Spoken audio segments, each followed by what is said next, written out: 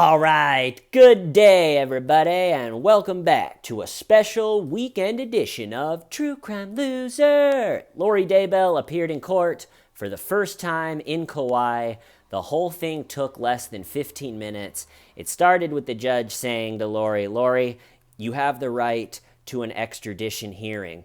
Do you want one, or do you just want to waive it and go back to Idaho on your own? And Lori accepted the extradition hearing. So then the judge was like, okay, so when should we have the hearing? And her lawyer said, well, first, I want to be heard on bail, which is, if you remember, is set at $5 million. Pretty steep. So he's saying, first, I would like to be heard on bail before when we talk about when the hearing's going to be, because short answer is if I'm successful in negotiating the bail way down to something that she can make, we don't really care when the hearing is. But if it stays at $5 million, we want the hearing to be Monday. Soon. ASAP type of thing. So then he tries to just make it look like Lori, she's not a flight risk, He goes, she's got a residence here in Kauai. Her husband lives here in Kauai. Meanwhile, Chad is sitting in the seat section of the courtroom wearing a white shirt and a light blue tie with the knot looking terrible. He just looks like he got hit with a club. And he's saying they got a residence here. Her husband lives here. She has been in communication with DaCosta since January 30th. We got the email. So he's trying to make it look, don't believe the media that she fled here and no one knew where she was after her kids were. No. She told old man DaCosta she was here. She even told him they went to Maui. At one point, he goes, I don't even know if she even should have been arrested. That's how much she lives here, really painting it. And he goes,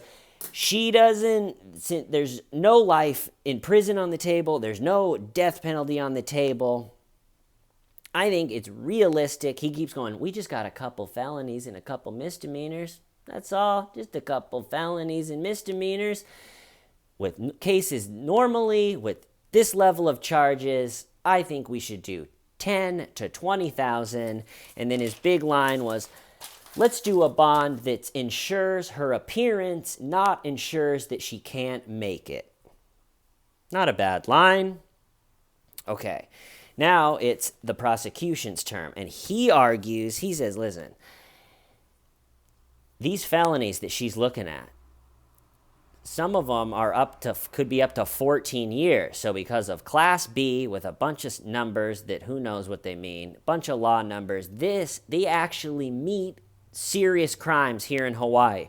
So even though we normally don't even do this, we think that her bail not only shouldn't be lowered, but could possibly even just be revoked, just no bail with the circumstances on this one.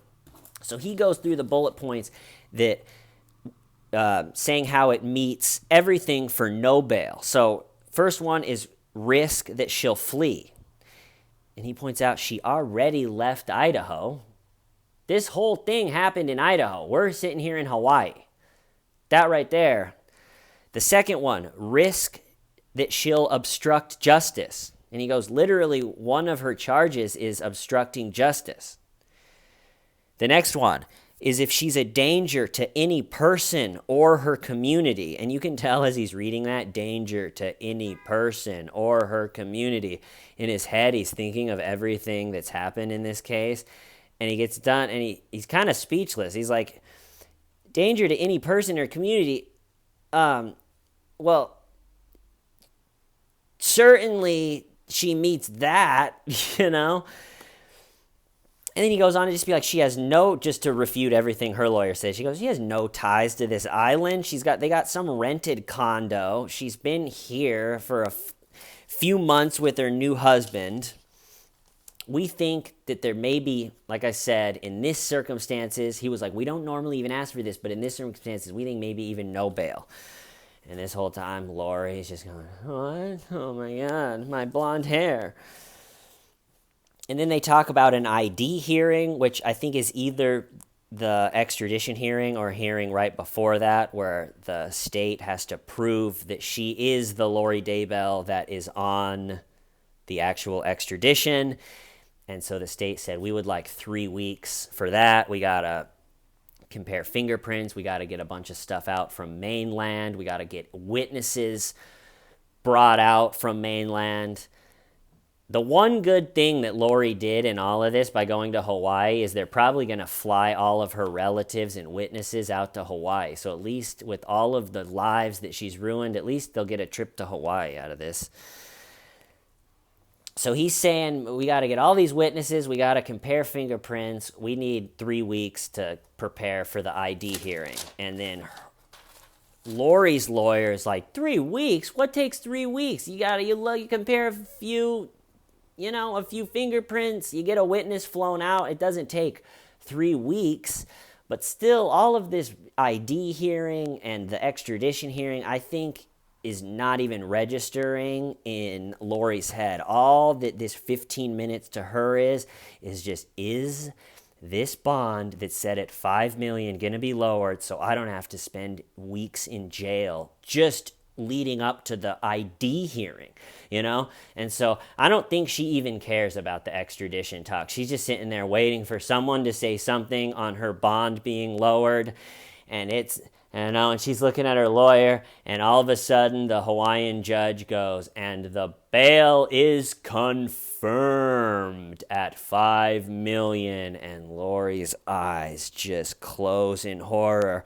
And she looks at her lawyer, and her lawyer's doing one of those, like, it's going to be fine. I promise you. It's definitely not going to be fine, but I'm going to say things that will make you feel a little bit better in this moment. And then they take Lori off into the dungeons of Hawaii, and they set the next date for March 2nd. We're going to keep following it. I hope you're having a good weekend. I'll see you next time on True Crime Loser. Why, Stiv and Why.